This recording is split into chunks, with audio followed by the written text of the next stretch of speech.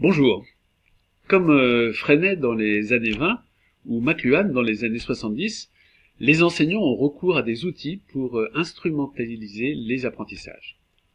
Aujourd'hui, on peut dire que les quiz sont un moyen pratique de les vérifier, mais aussi de comprendre les processus cognitifs à l'œuvre. En effet, une des critiques les plus fréquentes qui a été faite à l'égard des quiz concerne la place laissée au hasard. Cependant, il existe des approches pouvant faire évoluer les quiz d'un modèle behavioriste basé sur le renforcement vers un modèle empruntant la démarche constructiviste dès lors que des techniques de questionnement et de feedback sont appliquées.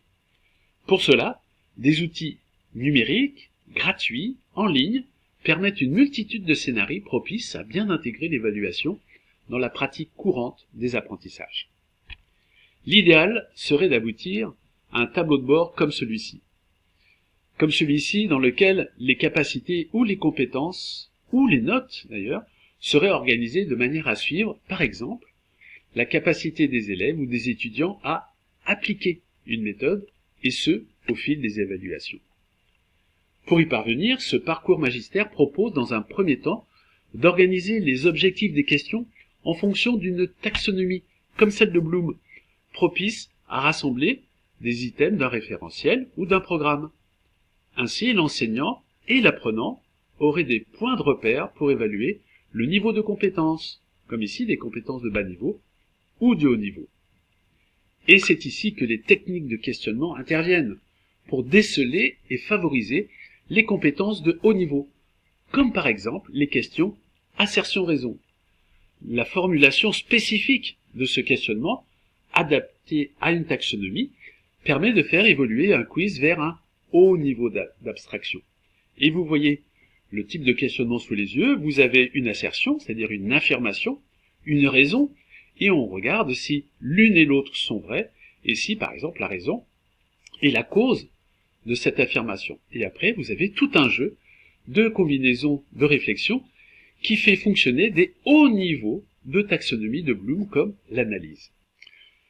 Cette approche est plébiscitée par les 10 classes pré- ou post-bac qui l'ont expérimentée, car la fréquence, la rétroaction immédiate et le questionnement ont complètement démystifié l'évaluation sommative et ont conduit naturellement à favoriser des évaluations formatives régulières.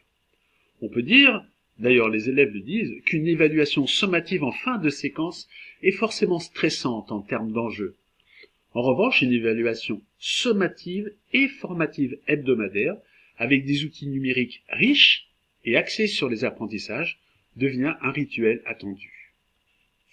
Vous avez l'organisation de ce parcours magistère en 5 modules, et entre les modules, nous avons des synthèses dont la première sera une formation présentielle, c'est-à-dire qu'après le module 2, il s'agit de bien détenir les outils pour pas qu'il y ait de bugs à ce niveau-là. Donc une formation présentielle est obligatoire au début de la séquence du parcours. En revanche, après, à la fin de chaque module, le niveau taxonomie, module 3, le niveau technique de questionnement, module 4, nous aurons une classe virtuelle pour faire la synthèse.